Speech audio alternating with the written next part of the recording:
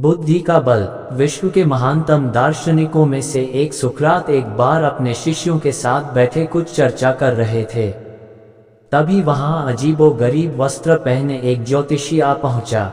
वह सबका ध्यान अपनी ओर आकर्षित करते हुए बोला, मैं ज्ञानी हूं, मैं किसी का चेहरा देखकर उसका चरित्र बता सकता हूं। बताओ तुम में से कौन मेरी इस विद्या को परखना चाहेगा। शिष्य सुकरात की तरफ देखने लगे।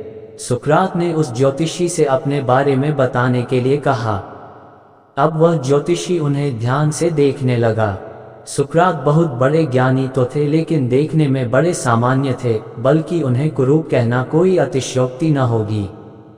ज्योतिषी उन्हें कुछ देर निहारने के बाद बोला, तुम्हारे चेहरे की बनावट बताती है कि तुम सत्ता के विरोधी हो। तुम्हारे अंदर द्रोह करने की भावना प्रबल है। तुम्हारी आंखों के बीच पड़ी सिकुड़न तुम्हारे अत्यंत क्रोधी होने का प्रमाण देती है। ज्योतिषी ने अभी इतना ही कहा था कि वहां बैठे शिष्य अपने गुरु के बारे में ये बातें सुनकर गुस्से में आ गए और उस ज्योतिषी को तुरंत वहां से जाने के लिए कहा।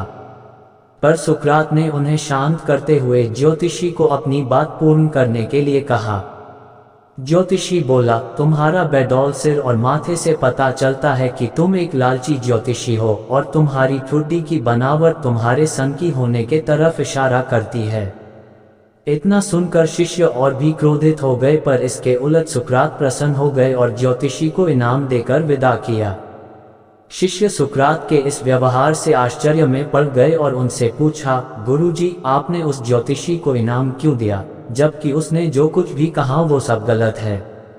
नहीं पुत्रों, ज्योतिषी ने जो कुछ भी कहा वो सब सच है। उसके बताए सारे दोष मुझ में हैं। मुझे लालच है, क्रोध है, और उसने जो कुछ भी कहा वो सब है।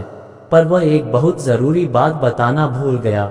उसने सिर्फ बाहरी चीजें देखी, पर मेरे अंदर के विवेक को नहीं आंक पाया, जिसके बल पर मैं इन सारी बुराइयों को अपने वश में किए रहता हूँ। बस वह यहीं चूक गया। वह मेरे बुद्धि के बल को नहीं समझ पाया। सुकरात ने अपनी बात पूर्ण की।